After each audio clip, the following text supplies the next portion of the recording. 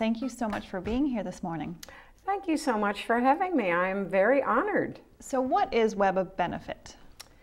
Web of Benefit is a nonprofit that I created 8 years ago to help women become financially self-sufficient.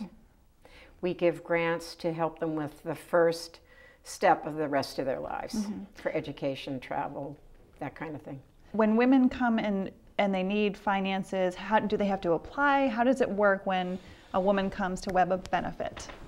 Well, we only take referrals because we're not really an advocacy group. Although I help with that at Transition House, so I know how it works. But we collaborate with 80 different agencies in Boston and 25 in Chicago. So the advocates all know what I do, and they know what the criteria are. And we're an add-on to what they do because they can't afford the education or the housing deposit or the laptops. And it works so well because they know what I do and they're part of the group. So we're a team of three. It's the advocate and me and then the survivor. How did Chicago come to be another location? Well, my dream now is to have Web of Benefit national, which is very different, you know, in each area of the country because funding is so difficult. But I started Chicago basically because of our first grantee had come from Chicago. And I actually started Chicago on $1,700. Wow. And now we've given 130 grants for $65,000 in Chicago. Wow. Are you still in touch with that first? No, but I know she got permanent housing. Wow. And she really wasn't a grantee. It was kind of like a personal gift. So I had no idea of the future when I gave her that money. Right. So I hope she's doing well. I don't know where she is.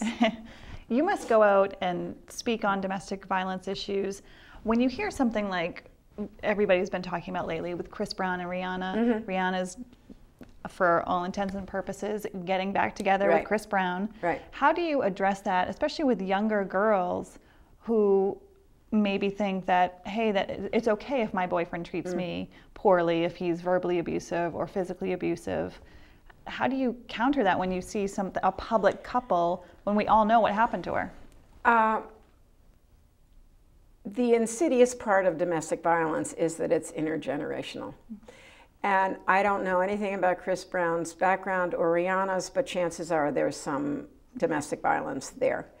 There is a cutoff age, and I think it's probably much younger than I think it is, where little boys who have seen their father abuse their mothers and little girls who have seen their aunts and moms and grandmothers abused take that as being a normal relationship.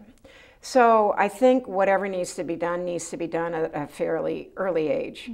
And when I started working with survivors, I knew I'd be working with the self-esteem part because the self-esteem is totally wrecked, right? But there's actually a foundation below self-esteem, and that's worthiness. That's our feeling of self-worth. Right. And I think that translates into I deserve or I don't deserve. So I think, and I do a lot of work with that I deserve, and I have the power to create what I deserve. That has to start really young. Little girls need to be taught, I deserve to be treated beautifully. And little boys need to be taught, I only treat women beautifully. And I think the moms are really responsible for how little boys treat women. It's a generational thing.